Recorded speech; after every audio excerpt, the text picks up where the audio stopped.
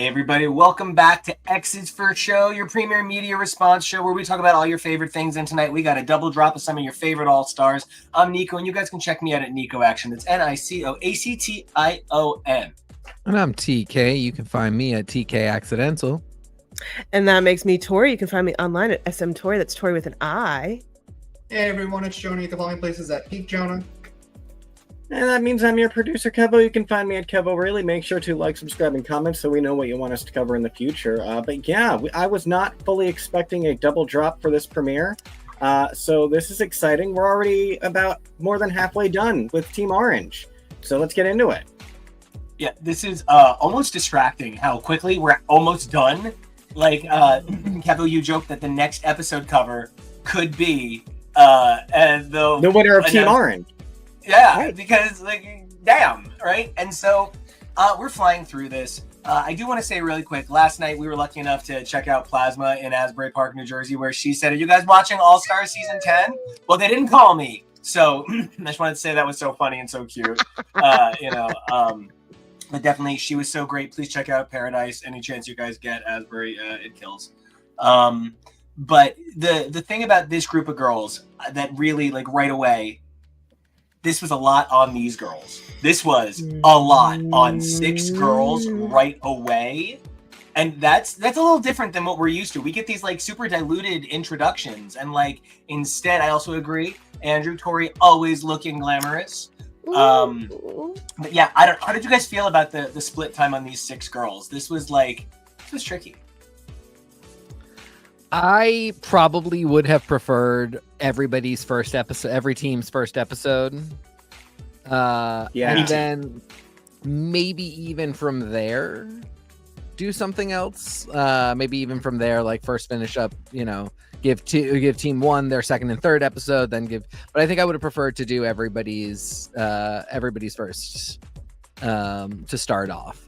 This wasn't bad. I will note that DeJa Skye hopped online and noted that the girls of bracket 1 are a little miffed that they dropped both of their episodes at the same time, because it just means, like, long term in terms of exposure online and being talked about, you basically lose a week. And 3 girls will lose a lot more than that when they don't get to come back.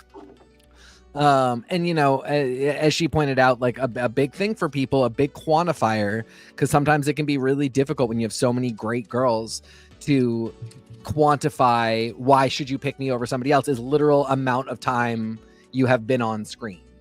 I know that when the promoters for Portland Pride booked Plain Jane last year, one of the reasons she had a really competitive offering was essentially because her manager was like, she's going to be on screen every week until the show ends. Wink, wink, nudge, nudge.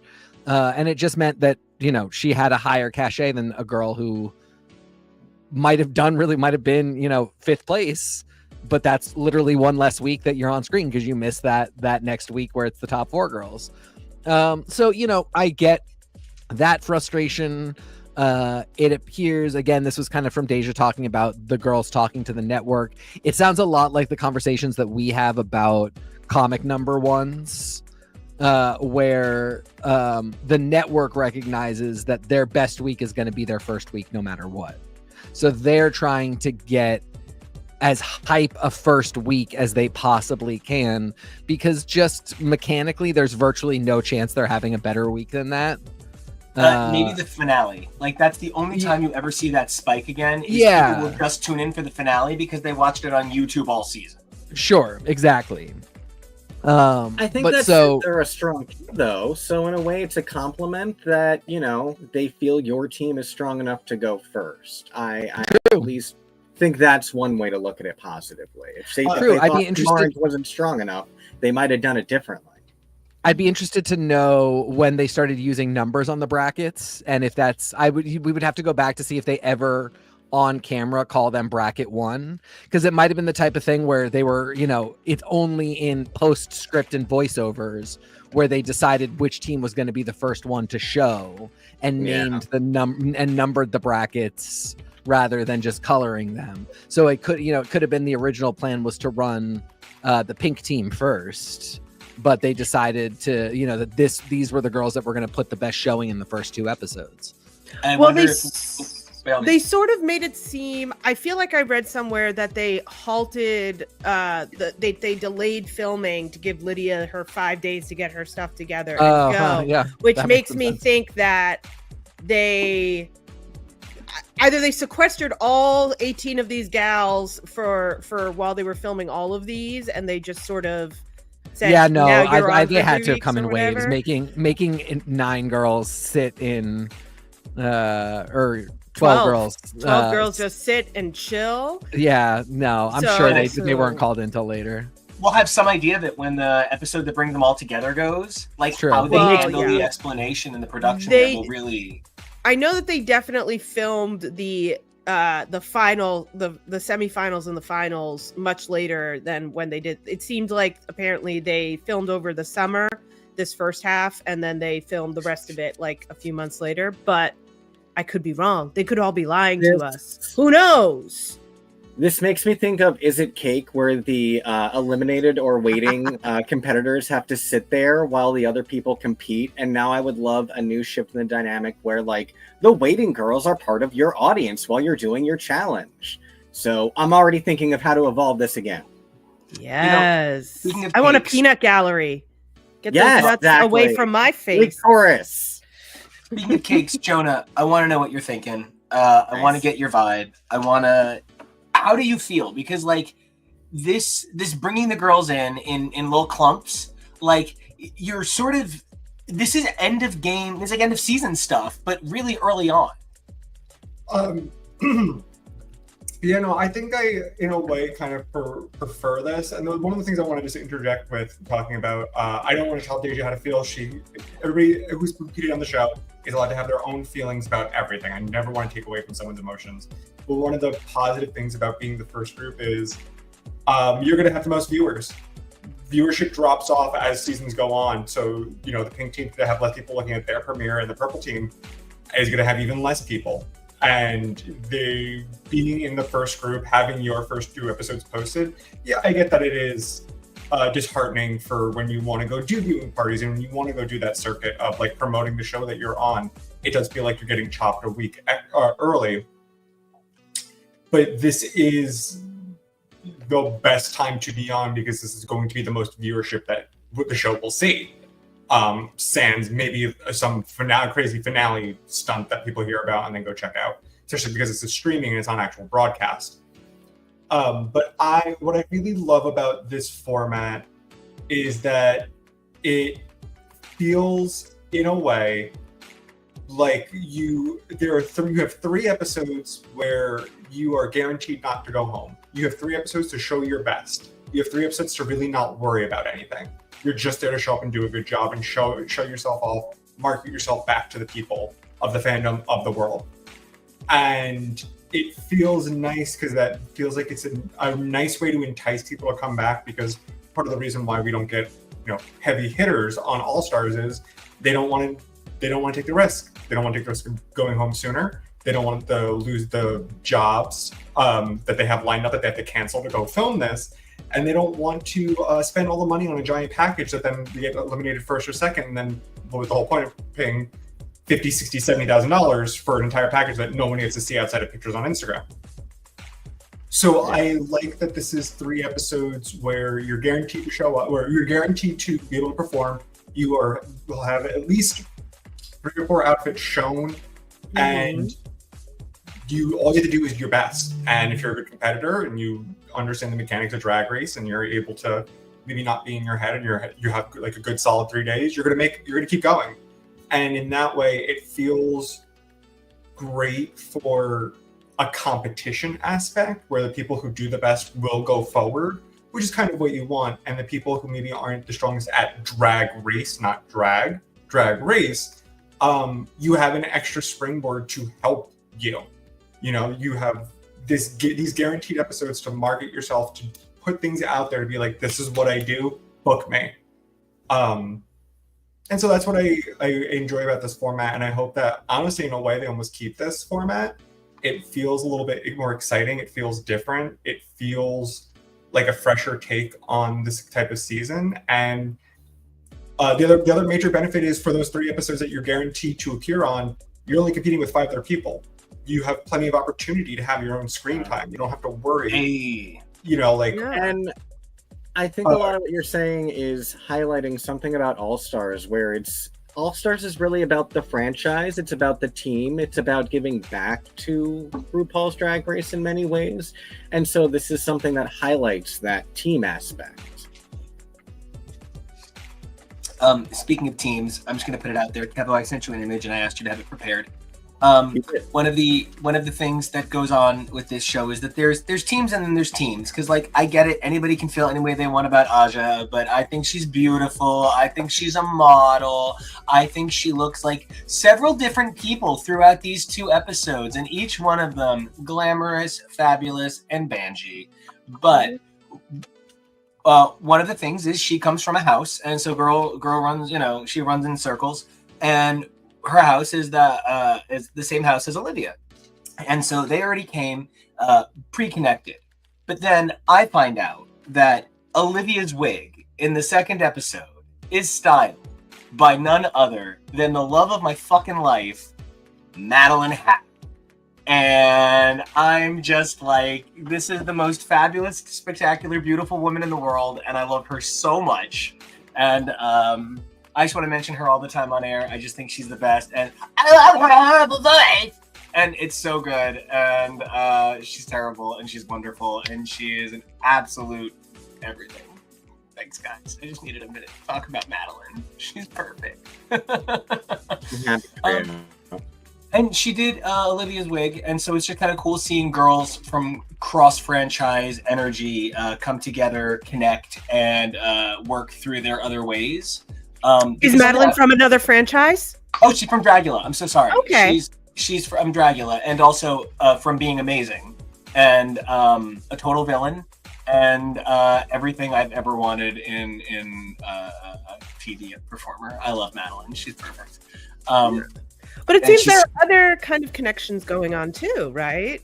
Well, yeah, and actually, I was going to mention that something I'm surprised about is like Bosco and DeJa were in the Vegas show together around the time, like right before this was filming. So, like, I wonder if they have energy from there. Like we said, Olivia and Aja walk the same house. Were there other connections I missed? Irene and Bosco came up together in Seattle. It seems like, so that's really fun to watch them kind of discuss and be excited for each other. So, I love that. So, did anybody else have any vibes on the energy on the connections? Because, like, for me, I do feel like Aja, girl, people are gonna watch this and everybody's gonna see you being like, "Hey, I have secret alliances with everyone. I'm Aja," and I'm like, "Girl, I love you, but that is tricky. You're trying to take everybody home so that you don't go home alone." I mean, it's very funny that she was like, I have my diamond alliance on the list. Like, she ranked them all. So she has an alliance with everybody. It's just they're tiered. So that's literally just friendships. Just FYI. That's, those are just people you know and how much I think those tiers are going to become very important very shortly. But, I agree. But also, like, you're she's going to have a Patreon after this. Somebody you vaguely like that you know. It was just Aja's very funny. I said to NICO, I don't really enjoy Aja the talking head, but I especially this season really love Aja the competitor. And twofold. One, like, I think she's like game wise, like actual step up and like be the best in the competition. I think she often really is. I think she's often really skilled. I also like that she's really not good at everything. Like, she just fucking sucked at the improv challenge, and that's fine. Because there were so many other things that she's good at. I wouldn't even want her to be okay. Like, I like that there's something that I'm like, you're not very good at it. Like, every time you try and do the improv challenge, you're not very good at it. That's great, because I find that more charming than somebody who's okay at everything or like really good at most stuff and then like just has one challenge where they sort of fade into the background. I want to see you be bad at something. That's fun.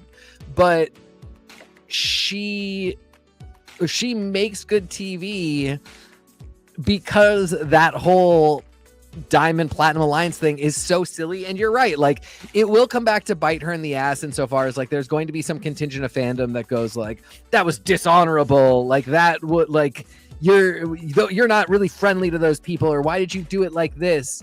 You know, because this isn't actually a real thing. And it's funny to do stuff like that. It makes for like something to put on screen of yourself. Like all those conversations made it. I bet a bunch of them didn't too, but like a bunch of the screen time is Aja being like, so you and me, we're gonna do this, and then she goes to the next person and she's like, well, I don't.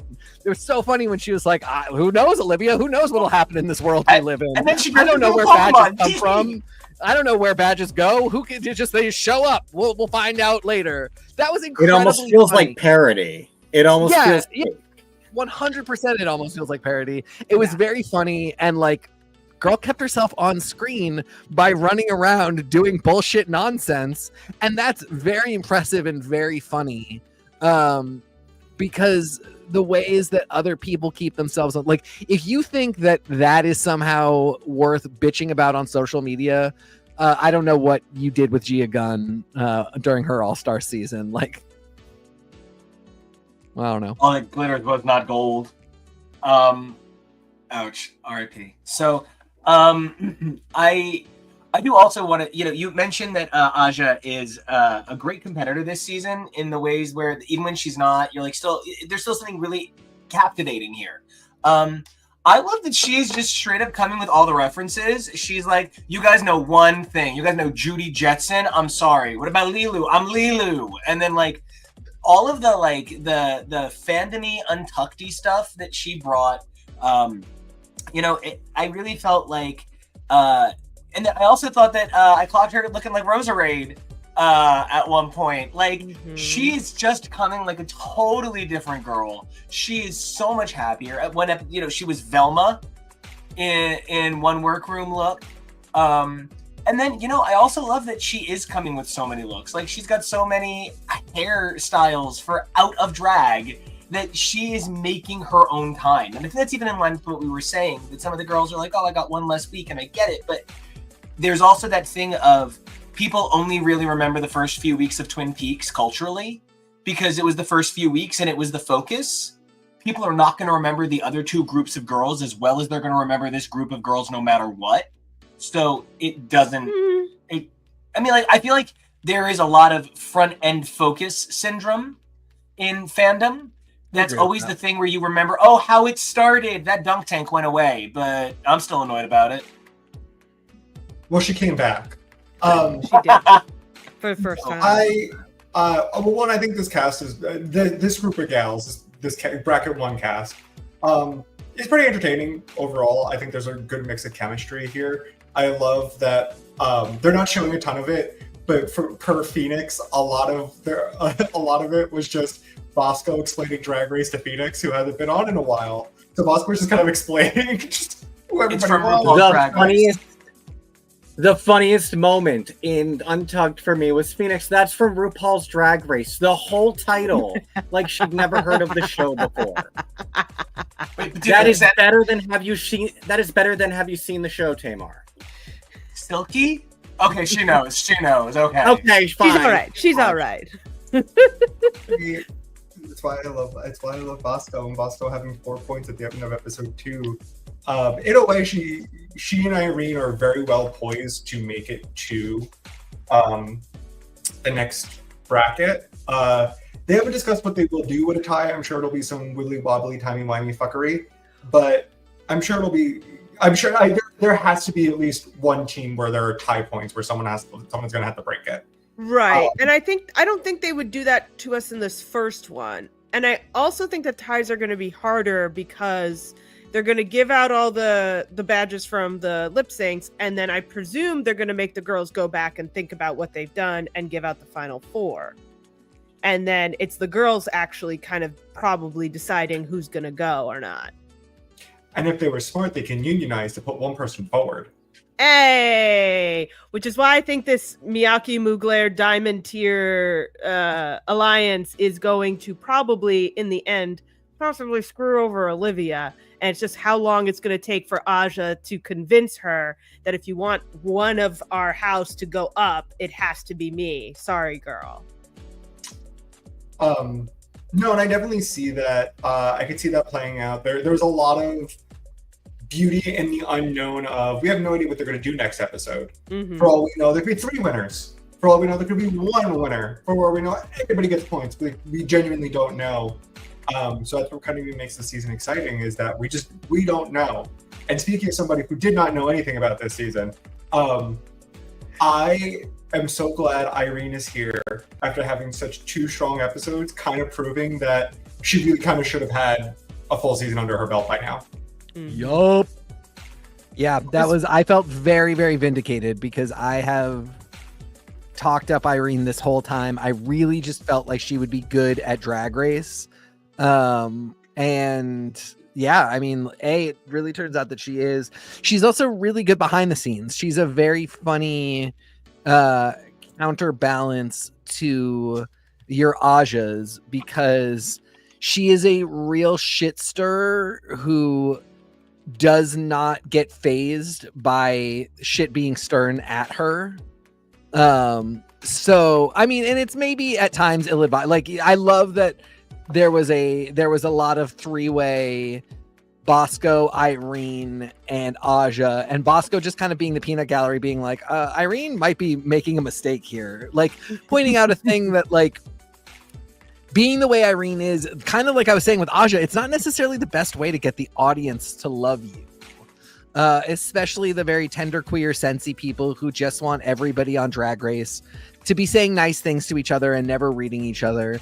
I am somebody for whom the funnier, meaner thing that you say to me, the more I will feel loved, because I feel like you actually took the time to figure out something about me and then to be funny. Like that to me is a lot of effort. Like, so I always get where Irene is coming from. And I thought that like, I love the moment of her being like, Aja, you want to stop? This is not the time to have that moment. You look crazy. Because A, it was true. B, it was funny. C, it's like a little bit loving. It's a little bit like, you don't want them to have you on screen right now because you don't look good, which was accurate. But Aja is also very reactive in a way that it, as Bosco said, like it's all really funny until it's not, and then it's even funnier if you're on the outside of it. But it was really like I was really charmed by the fact. I don't know if they kept the editing cute or if Aja just like is equally playing the game, but like I loved that she would really, really go off and rant, and then you would realize like 3/4 of the way through the rant that she just was being funny and crazy and like was not actually about to have a fight with Valentina moment. And again, these were just all things that made for a good watch. It made for good TV. And for me, it made for like funny, good TV that wasn't like, oh, these girls are having a fight about sequins. Wait, do we have to listen to how long is this going to go on? Are they really fighting about this? Is this going to continue? Oh, we're into the next episode and they're still talking about it. Yay. Like, I know those are good TV moments for somebody, but I personally don't enjoy them. I like when it's like this, and these 2 episodes, they were chock full of it. The only time I ever get nervous is when it does feel like for one girl, it is not cute. And like, it really is what Bosco said. It's funny until it's not. But like one of the things that early Drag Race did not have that modern Drag Race does is a much angrier Reddit and a much angrier internet posse. And so those little things that get misread on screen turn into explosions. And during 16, almost all of them had a weird racial vibe. And like, so I do think part of what we sometimes forget is, I don't know, just the imitation of it. Like, yes, you're absolutely right. If somebody does it smart, it's always really cute and really good. But when somebody does it not smart, they just sound evil. And if you're not smart, you can't be told you're not allowed to zing people. But poor Olivia looked so out of her depth when she literally couldn't zing. And she just sort of stood there kind of looking feeble because people just talk at you like you're not good. And I do think there is something to the quality of conversation. I do agree with that. I will say, I think that's why Irene is great, because she is a white queen who doesn't care. Like if a big chunk of the audience hates her because of how she reads, for one thing, you know, they're gonna do it anyway, and queens who are not queens of color will face a lot less backlash and a lot less like darkness aimed at them when they do that stuff. And also, like, she really doesn't care. That's who she is, so she's prepared to deal with it. And you know, I do think she will get a lot of that. But I hear like the other side of what you're saying of like, you know, there are queens that it's just not in their wheelhouse, and when it's like kind of especially when there's just 6 girls, like a certain vibe will start to emanate. And with these girls, there is a lot of reading, there's a lot of irreverence, a lot of loving insults, and yeah, Olivia might sort of not live quite in that zone. She was so sweet about it and so nice, and you know, good for her knowing what order Irene went home. But that is one of those things where she just stated a fact, she didn't do a zing, and like there was no read, there was no tea. It was, well, you did go home first. Yeah, I think for me, I'm not saying that these girls aren't taking this seriously. I think, of course, they are all taking this very seriously. $200,000 is a very serious number. I think Olivia is taking it like heart seriously, and that like every moment is a moment for her to prove herself, to stick up for herself, for all of these things that she came here to do. And she is, I actually think that this format is not helpful for her and for what she's looking to get out of this. I think that having it be 3 episodes and then maybe you move on is not quite what she was ready to do. Would be kind of where I feel like it is, just because it feels like she wanted to come here and show that she'd grown as a person and become stronger, and you need kind of a lot more people so that you can have the big drama happening over there, and then she can have small drama over here where she gets to lay down her boundary, and then everyone's like, ooh, Olivia, in the B plot you were so XXY like Z about things. And I think that it's shaking her a little, because it does, you do kind of feel like in the second episode, her wheels are already spinning, that we're 33% done, we're halfway done, we're 66% done, is like Olivia like watching the sands of the hourglass get smaller and smaller and smaller and smaller, and she's like, I only have 1 point, what am I doing, what's going on? I love that you said that she's watching, because she's watching our show. Hey Olivia, we love you, girl. Hey, we know you're watching. We think you're amazing. We made a Jonah. big fan of Nahelania last year, so Yeah. Nahelania was all up. She was great. We've had Megami watch before, and so Jonah, you really identify with Olivia with I'm trying to with like not identify necessarily, but like Olivia, Bosco. These were sort of like queens that you brought us to the show with. And so it's like interesting seeing some of your favorites competing against each other, and then Phoenix up there looking like a really refined Chad Michaels. So in that one group shot where she's standing there with the wig, I'm like, Chad would be so proud. But so how did it feel? Like, you got to pick a hoe. Like, who are you taking home? Like, how do you pick in a season like this? Well, for me, it's not hard because I am a Bosco simp, so it's not hard for me to pick for that reason. But you know, that's the unfortunate thing about All Stars. You know, I look at sometimes you're just gonna have multiple people that you fall in love with and that you enjoy, and that happens every season. There's so many people that I love and enjoy and love having on TV and loving for them to have another opportunity and a shot for the crown. Look at something like All Stars 2, which had a stacked cast, and that was full of work fan favorites. And it's really hard to be like, oh, you don't want anybody to go home. And then they tried that, and then it felt like it didn't have stakes. So like, you know, people do have to go home. We do need some like level of stakes in this competition. But yeah, there are people. In a way, you saying that, Tori, it seems like what they would want to do for Olivia's storyline works better for a longer season as opposed to 3 episodes. It's really hard to get a story like that in only 3 episodes. And I imagine she's feeling some kind of pressure because if she does not win this challenge, she's definitely not guaranteed.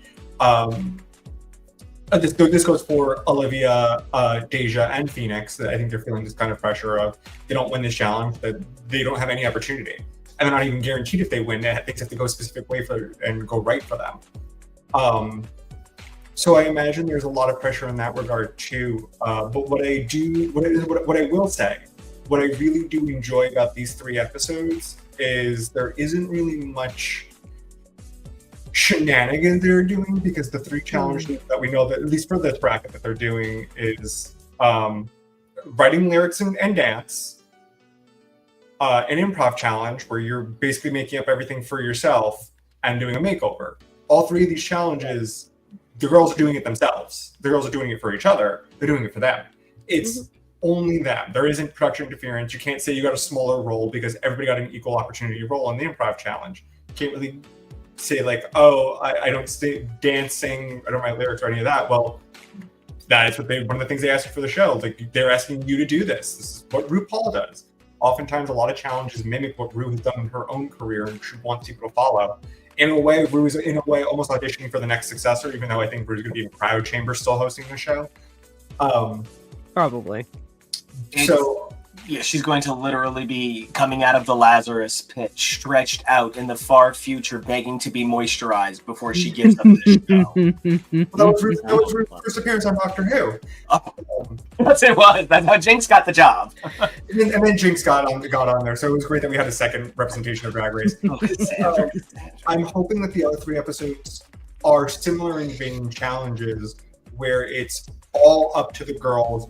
I don't want anybody to feel like, because there are times where it's like, oh, you got the small part and that sucked, or it's a team challenge and you don't really work well with people. No, a lot of this is all on you. So now that part makes me excited, because it should feel up to the girls, like they're in charge of their own fate, that they're not beholden to this invisible production hand of like, oh, I guess it's my time to go, the writing's on the wall. No, like you are in control. Now, speaking of in control, the points. I want to talk about this game. First of all, hey Ru, I understand, because like when my Spotify check comes in, it covers like a quarter of the year at a time. So I understand this just debuted yesterday, so we're not going to get our draft race residuals checks for a hot minute, but I'm ready for them to start flowing. Because one of the things that I think is hysterical is, with the exception of not making these girls sign a contract that say, Irene, you are a -1. This is pretty much draft race. They made multiple teams with multiple girls. They're giving out points. Like, they get bonus points for things. I'm telling you, if I didn't know for a fact that Michelle Visage has not yet helped christen the New Jersey Michelle Visage rest stop, I would think that she's been in this house and gotten my notes, because the ways that this is legitimately draft race are phenomenal. But the ways that this is sort of like a fucked up Americanized JRPG, where they're like, your friends will only survive by points. Hand out the life points. And like, the final boss is always this, bizarre judging, but like, the point system here is more complicated than trying to get a real ID in an MVC in New Jersey. This point system is so ridiculous, it's trying to remember the names of the points in tennis. I am obsessed and really wonder if episode 2's point distribution will match episode 1's magnanimity. I love it, because these are a lot of the ideas that we had at the end of All Stars 9 coverage, where we were like, oh, why don't they get an extra badge if they win the lip sync? Why don't we let the girls like get an extra badge and distribute it? Like, we were having all of these ideas. So I think it's wonderful, because it's A, what we asked for, and B, means that we also think the same. So we're also super smart. So I dig it. I like it a lot. I think it's the right level of drama causing where it doesn't knock anybody out for the week, which I think is what people were upset about with the scissors and the plungers, etc. But it still lets the girls have their little alliances and backstabbings and all of this stuff, where the bottoms get to kind of make their own decisions in a very loose kind of manner. And so I think it kind of is marrying a more positive spin, I guess, on the lipsticks. Really? Okay.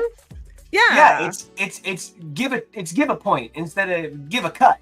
Yeah. Guys, what are your points on points? I mean, my only thing is it does start to become like I wish this were called Drag Race Tournament and not All Stars. Like, I wish that it was you still went in the Hall of Fame, but like kind of for having been on a different program.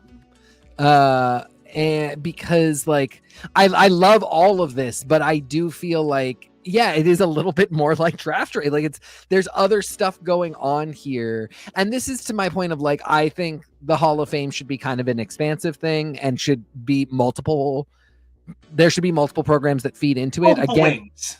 yeah, like I think that I think they should do a pageant. I think they should just do a full-on pageant. And I think that should, be really different from other things. I think they should have a full-on roast battle. And again, somebody should win that. And, you're queen of comedy when you do that. You're the pageant queen when you win the pageant. And they should do multiple ones of those and put all those people in the Hall of Fame. But then like this, like the point system and strategizing a little bit. Like, I know we've done a little bit of strategy with like, oh, we're an alliance. I'm not going to give you the plunger this week. But like, this is really like, now people have to do math. These girls have to do math. They're bad at math. They're God, the not girls so are bad good at math. Not so good at math. So I feel like, for struggling through that, they should get a different kind of prize. And it just feels like a different kind of show. A math prize, exactly. A Fulbright scholarship. It feels like a different kind of show. I wish the challenges were a little bit different in line with that. But like, I like it all. There's nothing. I really like this direction of thinking. I like the bracket system. I do the mix of you are going to go home, but you'll be here long. Nobody's getting eliminated in the first episode or the second episode or the third episode, or you'll get to be in the third episode. So there's everything I really like. I'm just like, what can we do to make this a separate product? And why wouldn't you want it to be?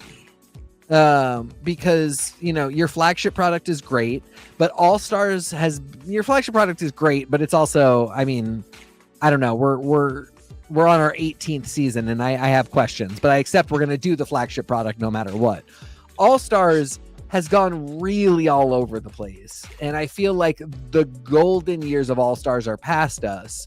And I also think if we stepped away for a couple years to do things like tournament, when we came back, like if we did not do anything called All Stars for 2 seasons and we did maybe tournament 1 year and then again pageant another year, when we finally came back having accumulated 32 more queens, maybe if 2 seasons of regular Drag Race ran, that's a lot of time to be like, and now we're actually doing an All-Star season, and then you do a couple other things.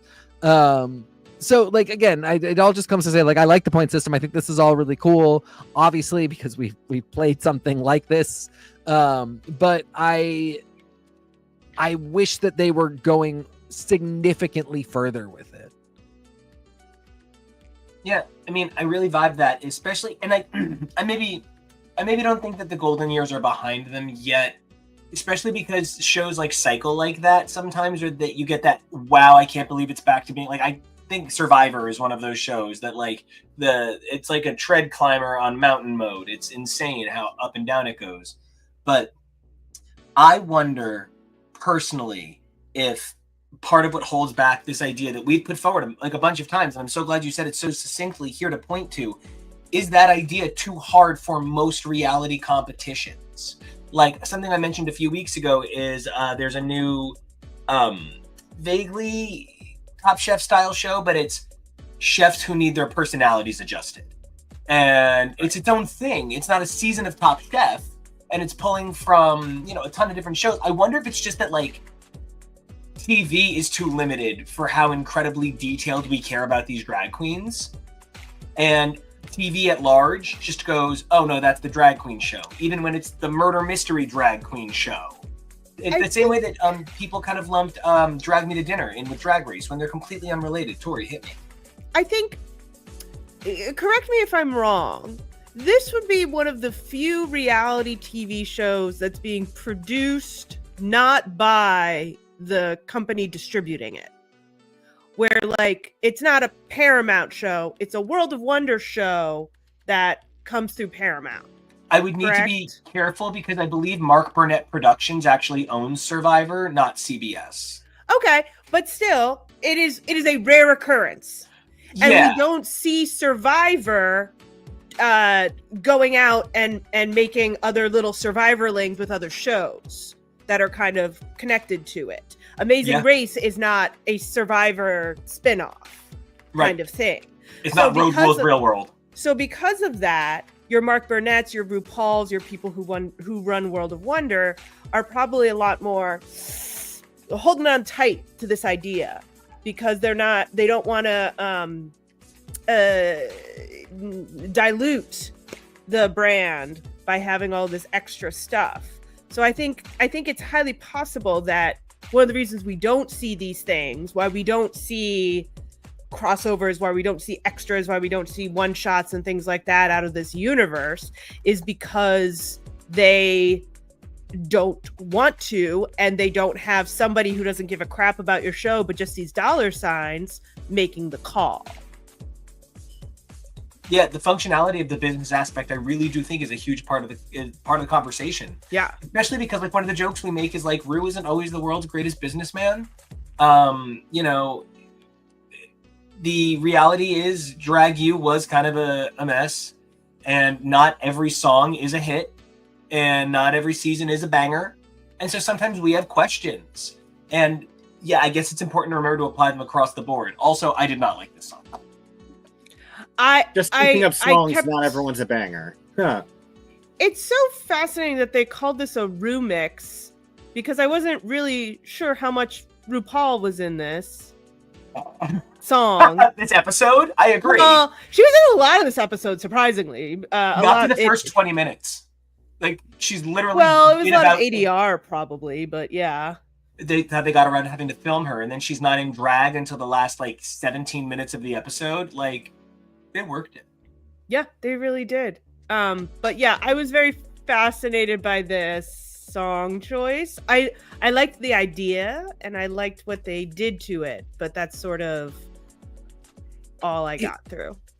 Yeah, I agree. I like the idea. The big thing was I liked the challenge of the song. Mm-hmm. I thought it was asking a lot of everybody to figure out how to do this well. This is not an easy genre. And, I think the person that really stepped up that I was just absolutely shocked by, because she even said she was going to, and I was like, yeah, girl, I don't buy it, was Aja. Aja was like, if I have to be heavy metal, I'm going to be heavy metal. And I was like, girl, you're so banshee. No, I don't believe you. I don't think you can do it. And also I've seen you on the show other times. I don't think you're going to do it. And that's one of the big things that I kind of wish had sort of come up in the judging is that's another way that you really show you're back and you're a competitor, is that she has let go of some of that. I'm not willing to throw myself into something that isn't me. I think that's such a sign of maturity and such a sign that you're here to compete. Because if it's not your brand, that's fine. You don't ever have to do it again. But if you're saying you want the crown and they're telling you this is what you have to do, you better throw yourself into it 100% and impress everybody, because you're never going to get the opportunity again. And nobody cares if it's not your brand at that moment. Later, when it's your show and you're saying this is not the song I want to do, that's totally fine. And then, Nico, you brought up a really interesting point, which is I, by the way, as I was watching this, ranked this exactly as it came out in the wash. And I was very proud of myself for that. But I said, I didn't think Olivia did that great. And you said that you really thought that she was giving Free Your Mind and Vogue, which I think is such a fantastic example of Black female metal. And just a perfect example of who one could aspire to, because I think that's a really reasonable thing to be there's not a lot of Black women in metal to look at and model an idea on, and that's an unfortunate part of culture. That's absolutely something to point to, and maybe even to say this is a handicapping challenge for queens of color, because who do they have to look at the way that there were many women in 80s hair metal, not many but enough for white women to look up to. I thought Free Your Mind was such a good reference. I personally felt that Olivia did not even give that, which is why I had ranked her exactly where she ended up. But I really loved the reference that you gave, because I also thought that was maybe even what she was gesturing at. I think she just is still, she's not anybody's sweetheart anymore, but no. Unlike her big sister, she is not necessarily throwing herself into stuff in a way that is literally sometimes it's a full body, you just completely give in to something that you maybe even think is stupid or makes no sense to you, but you can tell when you're fully committed to it. And even though she sang beautifully and her hair looked fantastic, I didn't see the commitment. But I loved the reference that you gave, because that was I was, as soon as you said it, I was oh, and I even have a measuring stick that I personally didn't think she got to, but I think is a perfect reference. Please correct me if I'm wrong. I feel like metal as a genre, that if you're not super into, especially heavy metal, I feel like it could almost be hard to put yourself in it if you're not part of that subculture. I think it's hard to channel it, I should say. Yeah, because it's a genre of music that requires some amount of really throwing yourself in. And this wasn't even heavy metal. This was basically this is hair metal at best. I think this is 80s hair metal, I would only say that I think you can really throw yourself into this because we are 40 years removed from it, with so many references. It's so documentable, and it is essentially a fashion and cultural state, rather than nobody's asking these girls to be Mastodon touring today, which I would say is really difficult to do. But 80s hair metal is a lot of that stuff is fully archived and referenced in a way that you can get to pretty easily. Well, but I think I agree with Jonah that it's hard to be taken believably. You're going to be called a poser instantly. Joe, is that your point a little bit more? Kind of. Yeah, in a way. I feel like I think compared to when they ask a lot for pop songs, it's very easy to become poppy. I think everybody has the capacity to become pop, but I don't know if everybody has the capacity to channel metal. And in that way, the challenge maybe was a little bit harder because the genre itself isn't a more accessible for every repertoire. You might have to dig a little deeper. You might have to pull your references, even though the only references these girls apparently knew was AC/DC and Guns N' Roses, which yes are metal bands. But it felt weird that that was the point of reference for two different people, and that was it. Fine. I think I'm not expecting all these girls to be metalheads, but I would hope they would have gave them other references to look at. Lita Ford, who they did Kiss Me Deadly on the show, in season 3 when Raja came out and was awesome and terrible, right? Alana Miles, Black Velvet is not quite hair metal, but I think is adjacent. It's got the vibe. And yeah, my reference, especially for the Queens of Color, because again, I will fully admit that there are very few black icons of hair metal for female black icons of hair metal, but there are women of color, and the one that I went right to was Tia Carrera, who was iconically metal in Wayne's World. And just from a look and a fashion statement, she gave it entirely. That's not really who she is as a performer, but she embodied that character in a movie that so many people have seen, that I just felt that was there are some references there it's definitely there.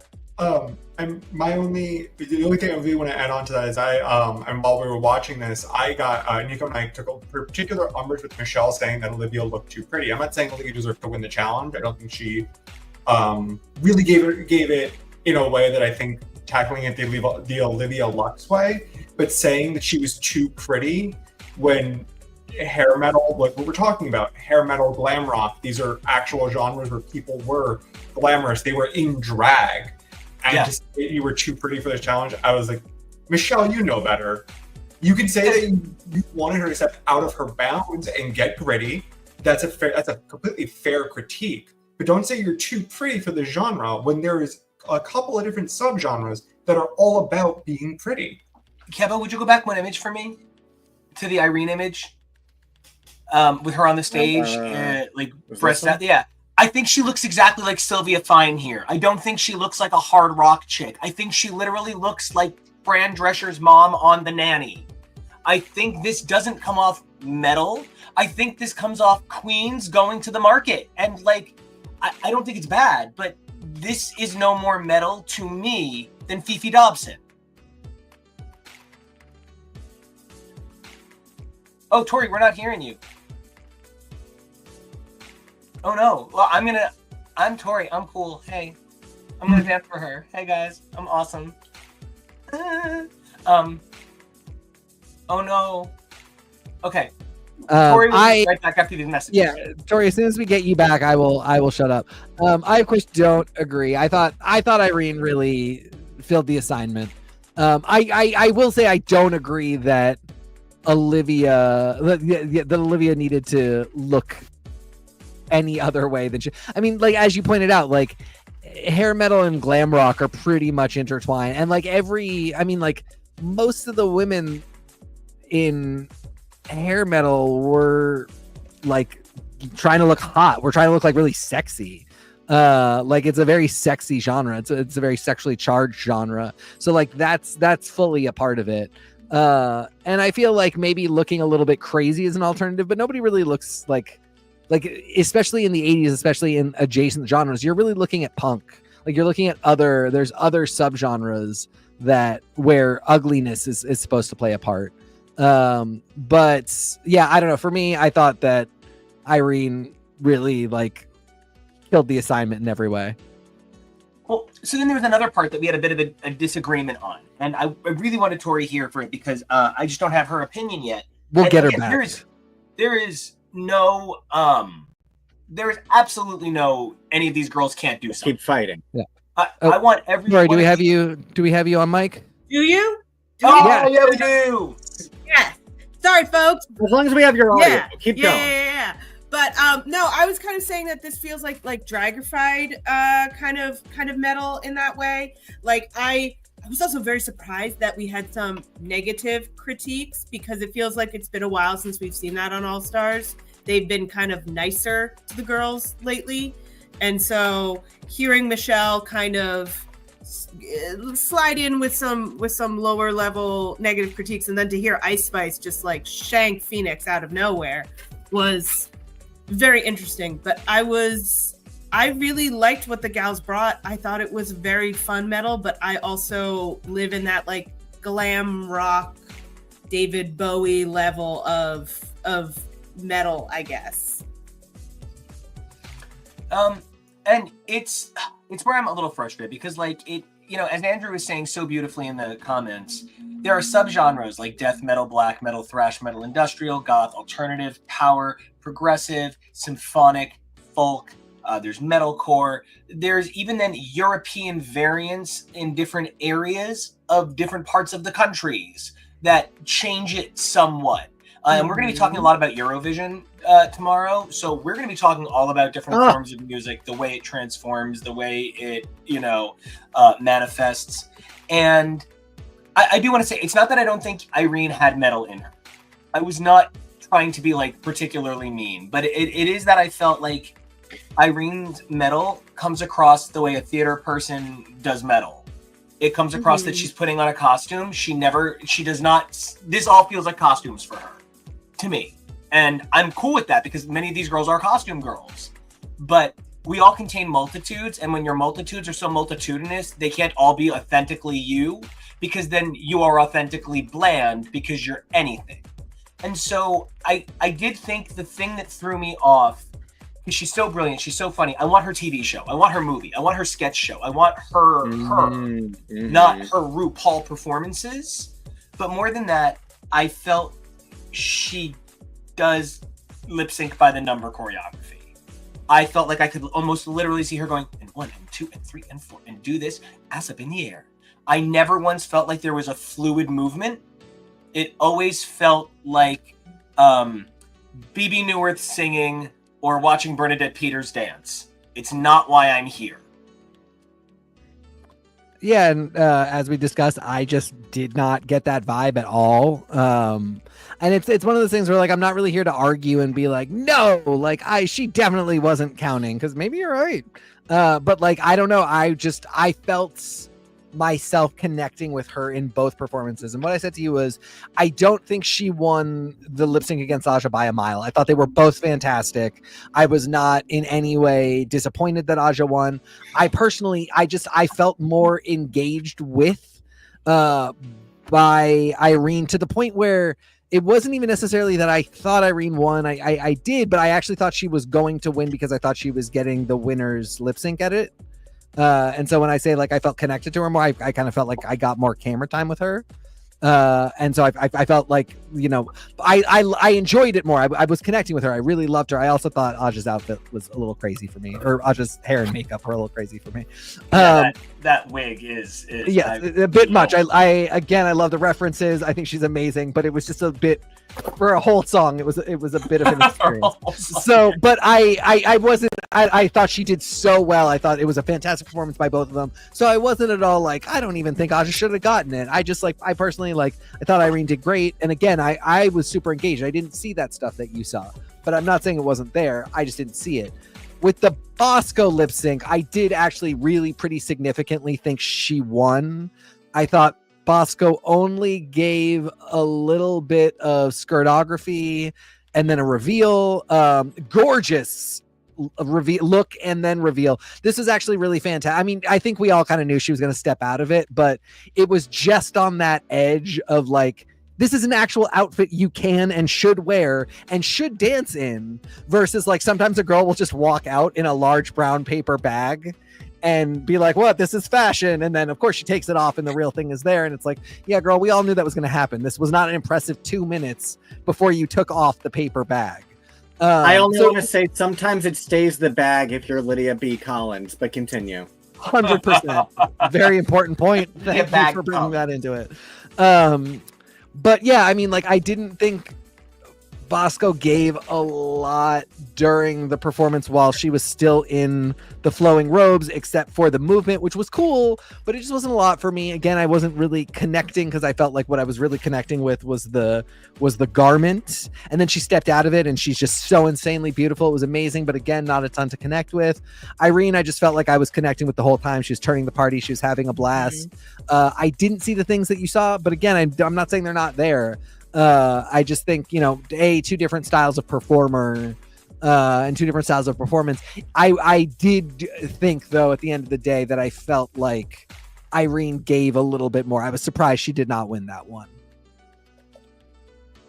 Tori, where did you fall? Off the show.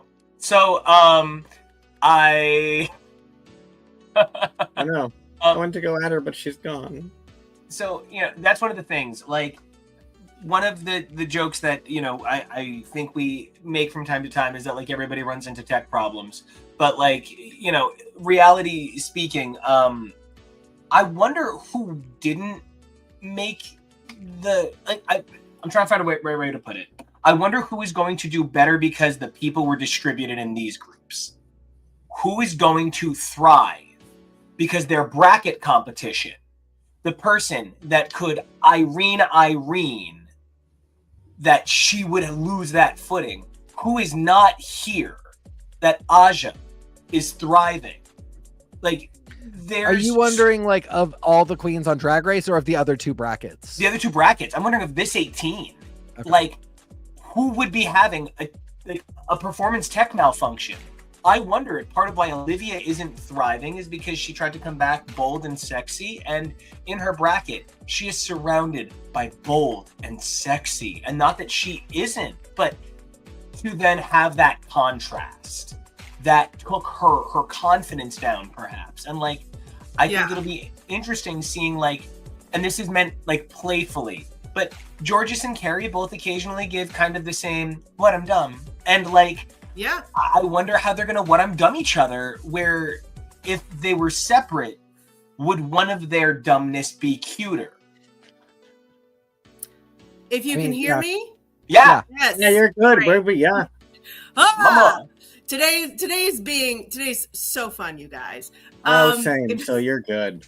But I agree with you. Like, I think it's very interesting the way that they set these groups up. It sort of feels like there's someone from an earliest season, there's someone who's a shit stirrer, there's someone who's like just earnest and ready to go. Like it feels like these are set up very specifically, but I don't know if I would say that they are stacked one way or another. Like talent-wise, it's not like we have like a comedy bracket, a fashion bracket, a dance bracket. I think they are put together rather well, and I don't know if switching them out without changing like the dynamics of who's operating at an extreme level. I think you can say that the level that Phoenix is operating on, the level that Bosco is operating on, are two different levels. They are both giving us excellent drag and elevated versions of themselves. But for the average TV audience, there is a difference. And I don't know if, say, switching out one for a different one in the bracket would really make much of a difference. Unless they're like, oh, we're going to. I'll be very interested to see how the challenges work out, because if you're going to drop like a roast on one of the brackets that doesn't have maybe an extremely good comedy person inside of it, then we can question a lot of things when that happens. But for right now, like I think. From what we've seen, we've had the remix, we've had the improv, we're about to have the makeovers. I mean, I hope that they all get to do makeovers in each of these brackets, but I think that those are pretty, I mean, like you said, Nico, those are things that are pretty standard for the Drag Race experience.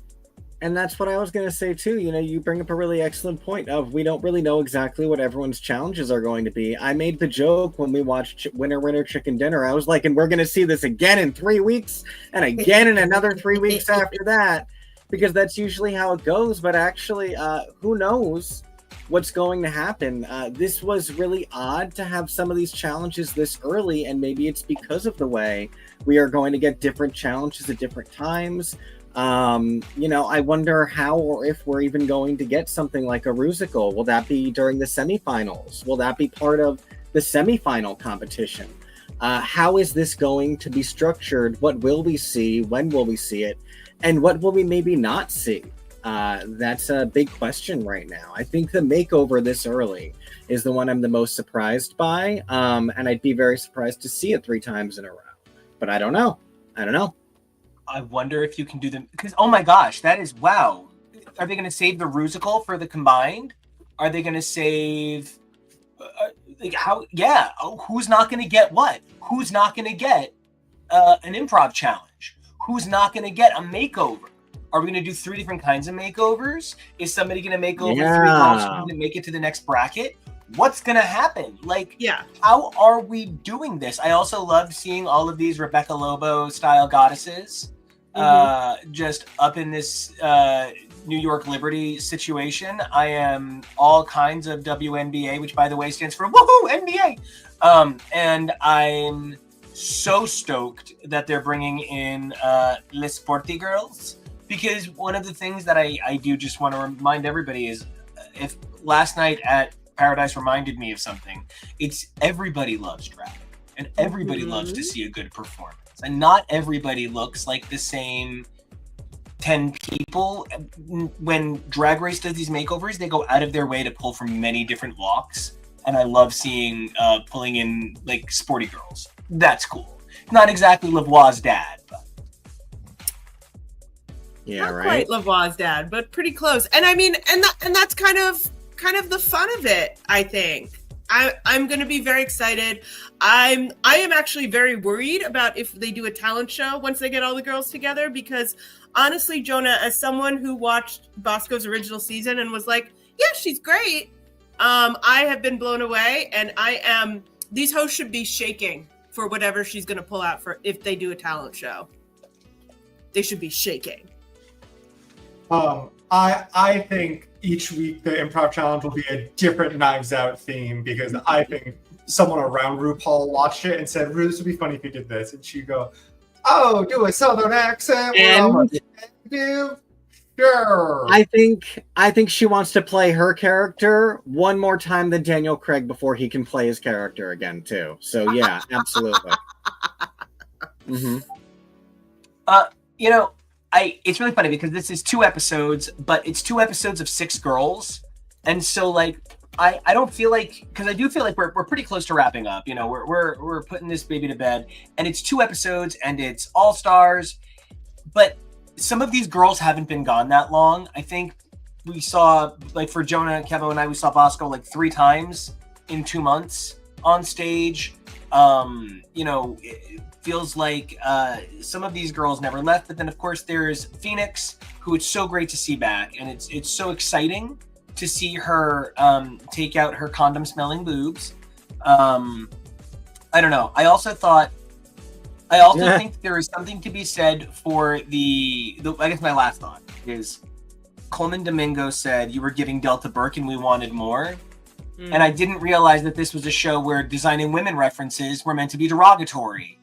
And that's actually kind of where I'm a little, hold on a second. Delta Burke, who was the only plus-size woman in primetime TV representing for people who were constantly told they were too fat. Oh, and that's the problem. She's giving too strong a woman.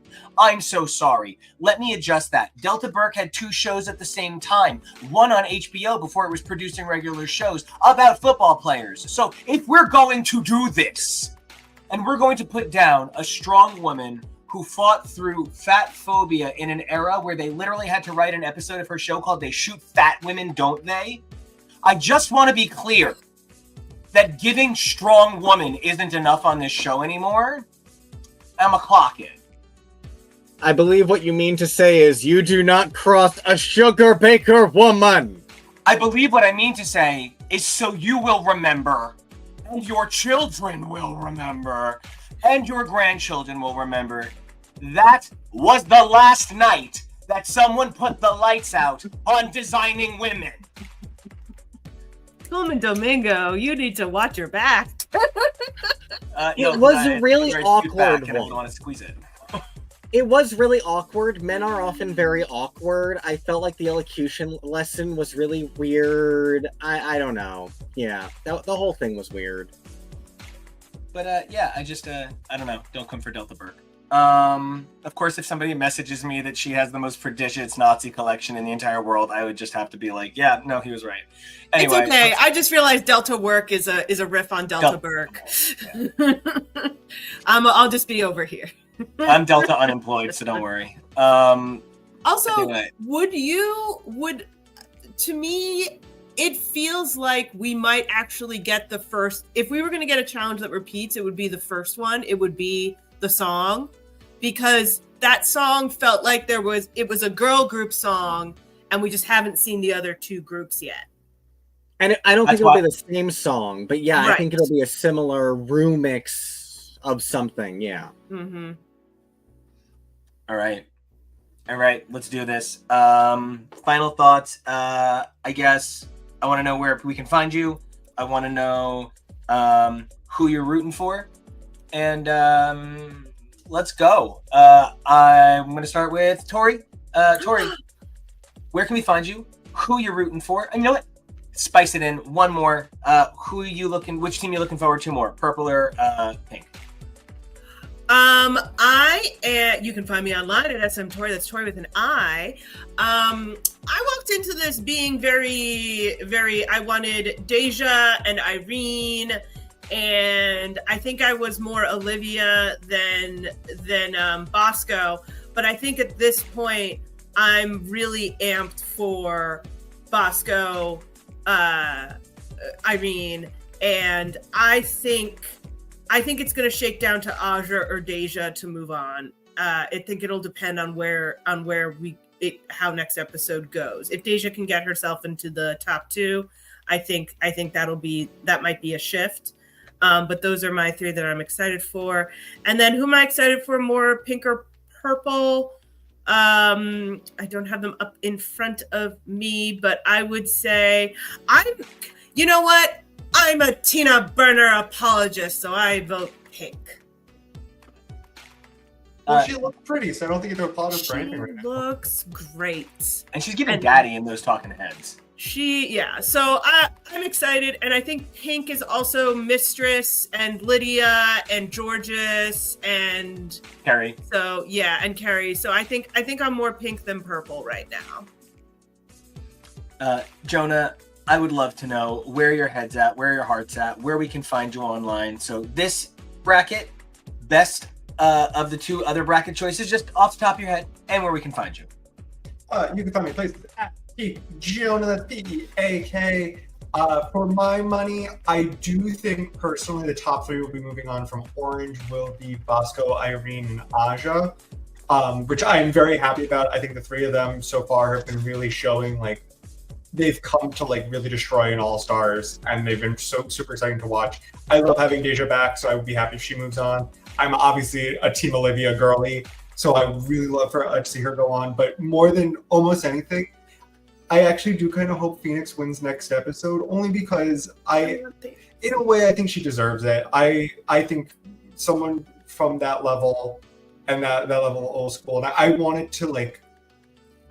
I was so happy when she got to be on the season to be reintroduced into the fandom again, and I really want her to get her flowers at least once. So I actually am kind of hoping for a Phoenix win. I don't think she'll make it, but I am hoping for a win for her at the very least. So I enjoy the people in team in purple bracket as their drag speaks to me a little bit more. However, the pink bracket I think is going to be the wild one between that entire cast. The pink one also has specifically Nicole Page Butch of Atlanta, Georgia, who is out here just breaking NDAs. I love her so much. I kind of want her to win. In my brain, the only alternative to Bosco winning is Nicole. I love it. KEVO, you produced this thing. We got home at 3 a.m, and you still got this thing together. I'm so grateful. So tell me, where can we find you? Your fave from this group, and which group you're looking forward to more? You can find me on the socials at KEVO Really. That's KEVOREALLY. From this group, I'm excited that we've seen Bosco perform. Aja is a meme legend, so there's that. I wore the orange tank top underneath, but I think I am most excited about Team Purple right now because Alessandra is my girlfriend, and so that's going to be exciting to get to. What? Yeah, no, and everyone, this whole season really. This whole season is just so exciting. The way that these rules are changing, the way that they are reinventing this whole concept is really cool. We love competition. We love seeing things like this, which is why tomorrow we are going to be ranking every single entry from Eurovision. So join us tomorrow when we do that. The studio is already up, as is the tier maker for the rankings, so you can go check that stuff out already. We love making this show, even when we are out until 3 o'clock in the morning the night before, and well, it's not until 6 o'clock at night, so that helps a lot. If we were a morning show, maybe it would be different. But yeah, so yeah, you can find me at KEVO Really, and kicking it back to you, team leader. Speaking of team leaders and people who put together an awesome tier maker, TK, I gotta know, who your girl, who your other girls, where can everybody find you, and you're the best. Everybody knows who my girl is. You better believe it. No, but if I had to pick up these 18, I don't know why you're not on there, so I could pick you. But since it's just these 18, I mean, right now for Orange Bracket, it is of course Miss Irene the Alien. I'm just connecting with her. I adore her. I'm really excited she's getting to give more. I have to say though, I stand by all of my judgments and how harsh I have been with her, but I'm so impressed with how Aja has met the bar that I set very high for her and absolutely met it, cleared it. She's doing fantastically well. And I do think she's incredible. I don't connect with her in the same way as everybody else does, but I think she's absolutely an incredible performer. And I feel like I'm connecting with her more than ever. Bosco is of course just this gorgeous living legend. I think she's fantastic. I've always liked Bosco, and I love the other three girls too. I think competitively for Drag Race, they don't seem to be the most likely to move on to the next round, but I still think they're amazing. I've had so much fun watching them. So there's that. I think I gotta go with Purple Bracket. I love me some Diabetes. I love me some Cuckoo. I love Acid Betty and how insanely talented she is. I love a girl who is feisty, spicy, a little bit pricey. And Ginger's there. No, I love Ginger. It's really Alyssa who's there, but I love her because she's Whoa. That's all I need. Ginger's an incredible entertainer, but yeah, they're just an amazing team. I of course still love Team Pink, but I think if I'm picking who I'm really excited for, I think we'll have a blast with the purple team. And yeah, I can't wait to see how this turns out. Back to you, big man. Give it all to us. All right, I'm gonna give it all away. Last night, I just want to say again one more time, thank you to everybody at Paradise. What a great time. I was double flexing at the bar and ruined my shirt, and I'm just so excited that I'm sad, but it was a good moment. And I wanted to bring up like the silly amazing of drag just for a second, because we're not just here to talk about Drag Race, we're here to talk about local drag. Go out and support your local drag artists. Go out, have a good time, whether you get fucked up or you are the designated driver or you're just there to enjoy the water. Get out there, have a good time, party, tip your girls, because you can't tip these girls while they're on your TV. But just wanted to be clear. If I had a girl who I think should win, I'm going to say it, Madeline. I think Madeline should win. And here's why. Because I love her so much and she's perfect. I'm kidding. Thank you all for putting up with it. Genuinely, it's a toss-up between Aja and Irene for me.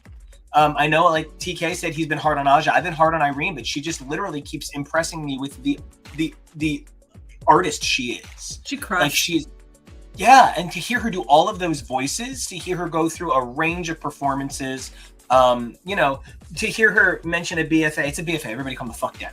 But, the other point here is she brings something very unique that I think is very special, and it's that she brings an unrelenting professionalism that we don't really always get for acting from the queens, because we get it for the things the queens came for, the things that are their discipline. Irene has some unbelievable chops, and she's showing them. I'm blown away, and I've been in love with Aja since I started Drag Race. Just outright in love with her. So love her, couldn't be more happy. I'm Team Purple, I guess, because I'm here for Denali and Cynthia Lee and Ginger. Ginger's not always my favorite, but Ginger never disappoints. So I'm ready to see Purple go all the way. I'm also ready to watch the Pink team eat each other. So NICO action. I think these were placed in good order in that regard. Yeah. Oh, I agree. Yeah. And anybody, anytime, guys, I talk too much. Always jump in. But NICO Action, NICO, ACTION, NICO Action Music, NICO, ACTION, MUSIC. If you guys want to check out more about these shows that we make, that we love making, you guys can check out the podcast form of everything that we do here at HTML. That's Husbands Talking More or Less. If you guys want to check out our amazing comic coverage, you can check that out over at X is for Podcast. This is X is for Show on all your social medias. And we love you guys. So do us a favor, like, comment, and subscribe, because you're fantastic, you're fabulous, and we think you're great. However, there's 3 things we need you guys to do for yourself. Actually, 4. I've lied. 4 things you have to do for yourselves. Number 1, you have to listen to all of the songs of Eurovision and be ready for tomorrow. Okay, that's important. Number 2, we need you guys to stay safe. It's a spooky, crazy world out there. Number 3, please be brave, right? And number 4, evolve daily, because who you are today is amazing. Who you were yesterday, incredible, but it's who you are tomorrow that we can't wait to see. So until then, get Eurovisioning, keep watching us, and we love you. Bye.